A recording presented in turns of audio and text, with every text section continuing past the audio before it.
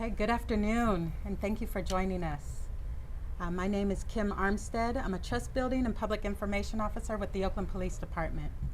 Today, Oakland Police Chief LeRonne L. Armstrong will be discussing the violence that erupted last month in September in the city of Oakland, as well as addressing a few other crimes.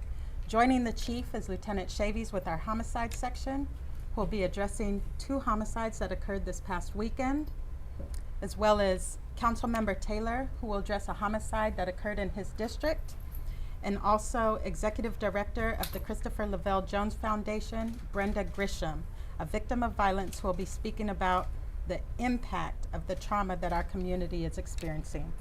I'll now turn it over to Chief Armstrong.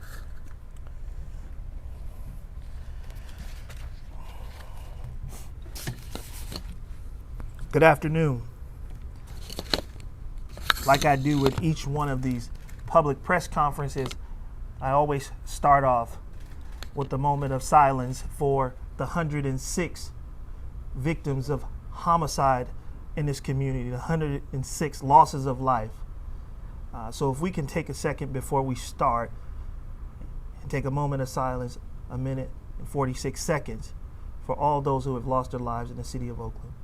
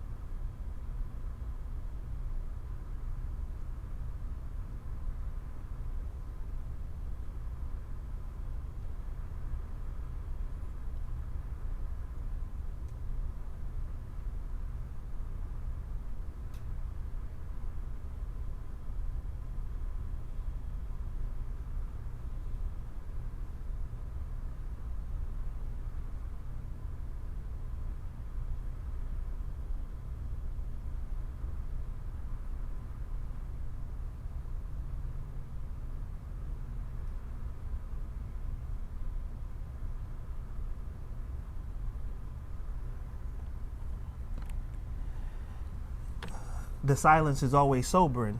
It makes me think of the 106 notifications that I've received from command staff about another homicide in the city of Oakland. Each month, I come before you and I talk about the violence that we've experienced in the previous month, and I must say that September 2021 has been the most violent month of this year. It's sad to say that we lost 17 lives in the month of September. Senseless violence, so many people whose lives are gone.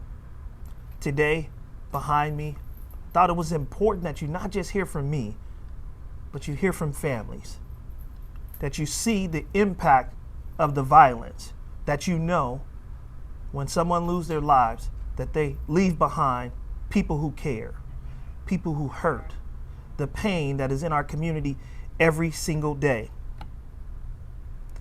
It is unfortunate that this is the highest number of homicides that we've seen in this city since 2013. This weekend was very bad in the city of Oakland. 2 very challenging homicides that we are investigating. Lieutenant Chavies will come up and speak to the specifics of the homicide that occurred Saturday morning, 2600 block of Monticello, where a gentleman was inside his home when someone unfortunately came into his home and took his life. We'll talk more in detail, but it saddens me because I've heard from so many community members about the concern, their fear, and their hurt as a result of this incident. The second homicide we'll be talking about was about a victim inside of a vehicle. Someone tried to rob her of the vehicle. She refused to comply with the robber. And as she attempted to drive away and flee, shots were fired, multiple shots, at an innocent woman that was just simply trying to get away. She sustained multiple gunshot wounds, and unfortunately, she succumbed to her injuries as well. These are the incidents that continue to happen in Oakland. We continue to see people picking up guns at an unprecedented rate. We have recovered over 900 guns this year. That is over 100 guns a month. We recovered 10 guns this weekend.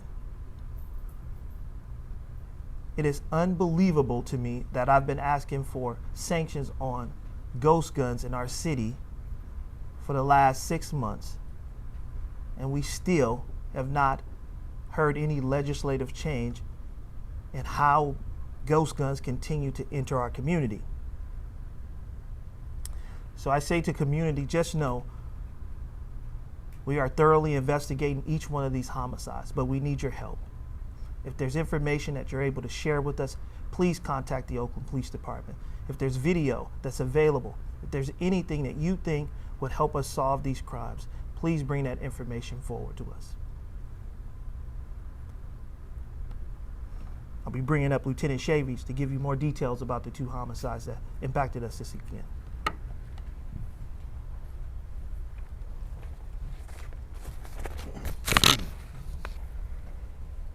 So good afternoon, everyone. My name is Frederick Chavis. That's Frederick. Chavis, S-H-A, V as in Victor, I-E-S. So sadly, as the chief said, over the weekend, late Friday night into early Saturday morning, there was an incident that occurred in a home in the 2600 block of Monticello. And during that incident, a gentleman, Mr. Dirk Tolleson, tragically lost his life in a residence that he shared with his wife, who was also injured. We are following leads, and in that case, we ask that anyone who has any information regarding that incident, or anyone in the area who may have surveillance cameras, whether you believe that they're of help or not, please come forward and provide us with that footage so that our investigators could view some of that footage in order to find an ingress or egress point or some persons of interest associated with this case. The phone number to the homicide section is 510-238-3821. And again, we ask for anyone in the Maxwell Park area to come forward if they have any information or if they have any cameras that may lead to helping us identify a suspect or suspects in this case. We ask that you come forward. Sadly, on late Saturday night into Sunday morning, we had a young woman on Foothill Boulevard in the central part of Oakland, who was in a car with the gentleman when they were approached and someone attempted to rob them. The driver of that vehicle elected to flee the area. He didn't put up a fight, he just tried to get away. And sadly, the perpetrator fired at least 10 rounds into the pickup truck, striking both the passenger, the young woman, as well as the driver, and ultimately killing the passenger. The driver was treated at a local hospital and is in stable condition. Again, we ask that anyone in the area of Foothill Boulevard or International Boulevard from 10th Ave to 16th Ave, if you have any information or any surveillance cameras that would help us solve this case, we ask that you come forward. And I'll repeat again, the number to the homicide section is 510-238-3821. Thank you so much.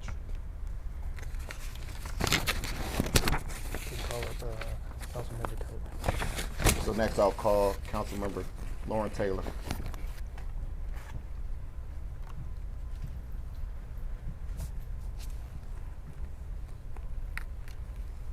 Good afternoon. Councilmember Lauren Taylor, and I represent District 6 in Oakland City Hall. District 6 is where Dirk Tillotson and his wife lived in Maxwell Park, the Maxwell Park neighborhood. As Dirk's council member, I feel a responsibility to get to the bottom of this and ensure that we are able to not just hold the perpetrators of this crime accountable, but fulfill the legacy and the mission that Dirk stood for. He is a well-regarded, respected, and revered champion for equity here in Oakland and across the country. He has impacted so many lives, including starting more than 12 schools to address education equity, be a champion for those who were unable to advocate for themselves or didn't have the platform that he was able to create.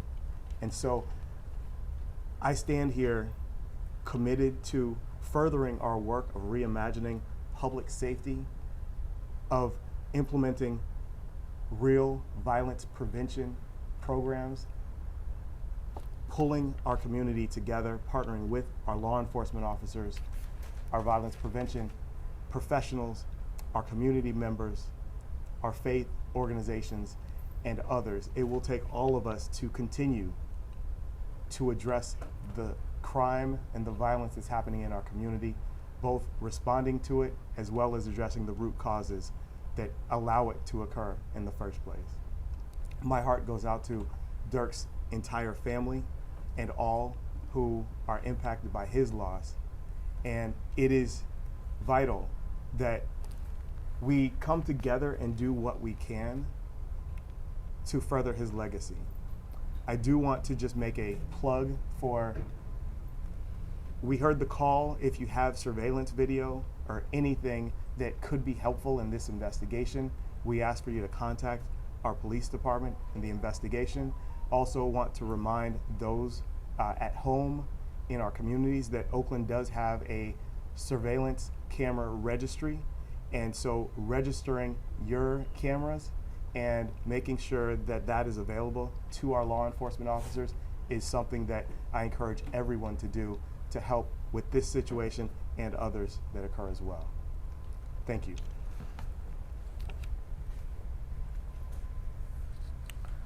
Thank you. Next will be Ms. Brenda Grisman.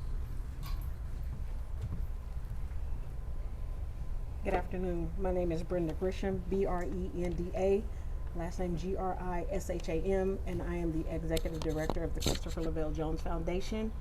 In 2010, on New Year's Eve, my son was murdered here in the city of Oakland.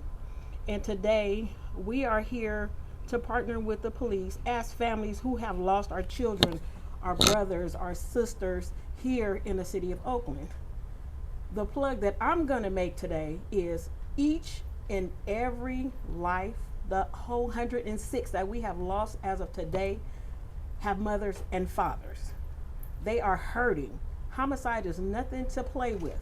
It's a long-term effect. But the second thing is, the people that are committing the crimes have mothers and fathers also.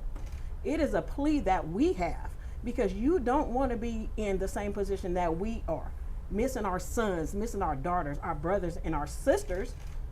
Get your children. If you need help, if they're doing things and you need help, there are a lot of organizations out there that could provide mentorship, or get your uncles or your grandfathers or whoever. But it's a whole community that needs to come together to make a difference. The police can't do it alone. The parents can't do it alone. We need to step in where we can and make a difference so that we can see tomorrow. Thank you. Thank you. And as I wrap this up, I just really want to say that we are going to continue our focus as a department. Next week will be the first time that I've ever done an open crime meeting where community can see what we're doing to address crime. I want community to know that this department is completely focused on addressing gun violence. You will hear directly from our command staff about what they're doing to address gun violence in our city, because we are accountable. We're accountable to going out there every day and doing our best to address those that pick up firearms and use them in our community. We've arrested over 40 homicide suspects so far this year, but we still continue to see these crimes committed in our community. Next week, you will see the way in which the OPD focuses on violence in the city, how we use our focus enforcement strategies to address these issues, and we will continue to push our staff to do a better job out there in our community, to be more present, to engage with community, but also understanding that we can't arrest our way out of this problem. I think it's clear, we've heard from multiple people say today that it is a collaborative partnership that it's going to take to address gun violence in the city of Oakland. And we are a part of that partnership. Our Department of Violence Prevention has been a key partner, as well as our community. So with that, we'll take questions. Yes. Two questions. Staffing in the homicide unit. Can you say how well staffed it is? How many vacancies are there, particularly among investigator sergeant positions? We can give you, Darwin, the specifics on the side, but I'll say that today the OPD's current staffing number is 695 officers. We have, in the month of October, and it's only October 4th, we have received 10 additional departures, resignations from the department in a 4-day period. 10 resignations.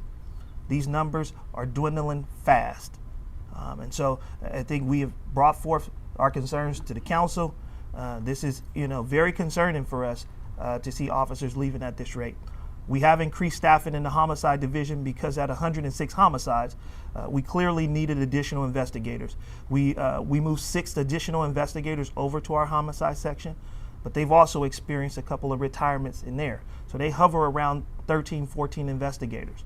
But that's 5 more investigators than we had about a month ago.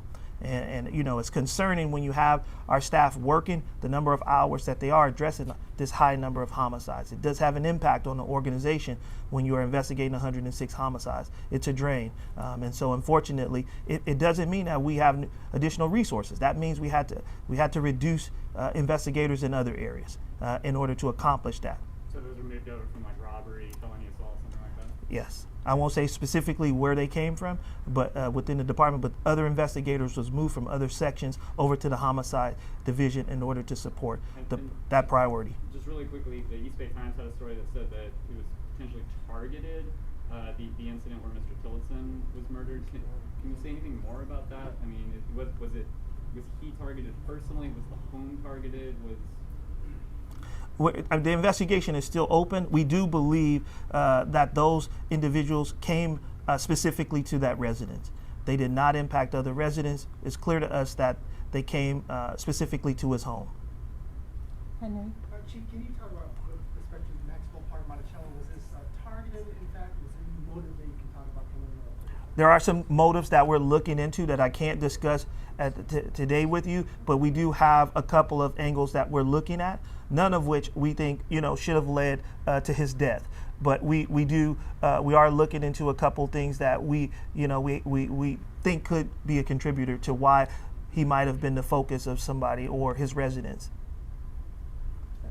Yeah, I guess this is for Chief and also for Member Taylor, if you will. Mm-hmm. Member Taylor, Chief expressed some frustration with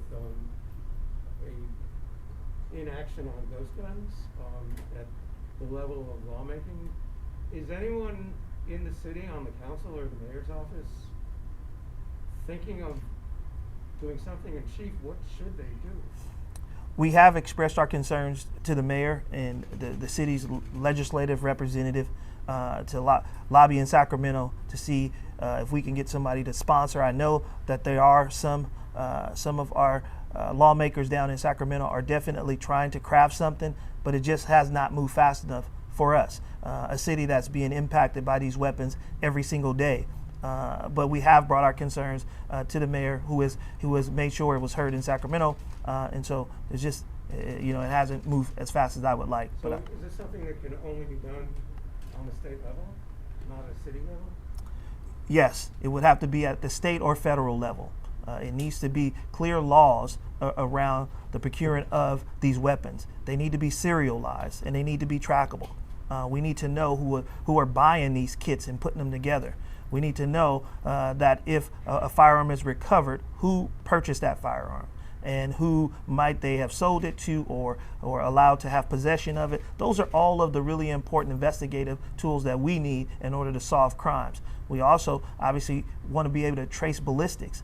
If we don't have know the ownership or the origin of these weapons, it's very difficult to trace where did it come from when this bullet was fired and this casing is on the streets in the city of Oakland. So all those things matter in our overall investigative ability. Sir? Chief, you talked about the departures on key staff positions. Are you encountering any similar drains in evidence tech, crime lab staff, the folks who carry the spears, so to speak? Yeah, we have had some resignations and some retirements, but I think we do have a certain attrition number that we expect every month. The difficulty for us is that attrition number for the last 2 years had hovered around 5. That attrition number over the last 5 months has jumped to 10 a month. In this month, we're expecting that it may be even higher. And so that is really difficult for a department to fill those gaps. We have over 50 officers that have left the department in the last 6 months. That is really challenging for any department to be able to manage to fill those vacancies in any short time period. It's going to take a significant amount of time to get new officers into those seats. In that time, with a follow-up, with your permission, in that time, will you then be reaching out to other law enforcement agencies to assist with investigations, draw on resources, other platforms and tools? Well, we're leveraging all the partnerships that we have, both at the federal and state level. And so, we have some presence of some of our federal agencies that assist us in investigations. We'll continue to ask for their assistance. We, unfortunately, will have to bring out staff from inside the building and put them into field roles when we have openings. We're also going to have to leverage the use of overtime to fill vacant patrol positions. This is, concerning when oftentimes people think it's not a big deal to lose this number of officers, but somebody has to sit in those seats. Somebody has to answer those calls. That means that we have to use overtime and we have to work these officers more than we'd like. We want officers that are well rested, and are prepared to be out there. And so we want to make sure we care about their health and wellness as well, that we don't burn our staff out. But we're in a position where the numbers are getting to a point where we're getting close to forcing mandatory overtime. So we have time for 2 more questions. Up here up front. I'm sure you're doing exit interviews. Are these officers saying why they're leaving, and is it something unique to Oakland? We do exit interviews, and we do ask the officers what their reason for leaving. When we do it, they ask that stay personal. It is their private reason as to why they leave. We will share it with our counsel and in the private sessions and things like that, but that's not something that we're going to share publicly. Everybody has the right to leave. Can you share it? I mean, I'm not asking about a specific person. Well, I'm not here to talk about specifically why they leave. I think that's another conversation. But I will say we do learn a little information. But I think that's to me it's a little bit too late. And obviously we want to do everything we can to try to reassure those officers that are here that they have the support that they need in order to do this job. That the city of Oakland supports them. That no matter what community meeting I go to, and I've done conversations towards solutions, 16 meetings throughout this city, all of which I've heard nothing but support for police officers in the city and for support for public safety. So I think that's the message that I'm trying to push to these officers. Are any retirements or leavings because of the COVID-19? No, not that I'm aware of. One last question. Chief, you mentioned, and all of you have today pleaded for the community to become involved in helping to stop violence. In addition to kind of just cooperating with police investigations, what are you looking for the community to actually do to help the problem? I think Ms. Grisham made the most important point of today's press conference is really that we need family and friends and loved ones to grab their loved ones and give them the support that they need to draw on city resources, community-based organization resources to be able to provide people support so that they don't have to engage in violence.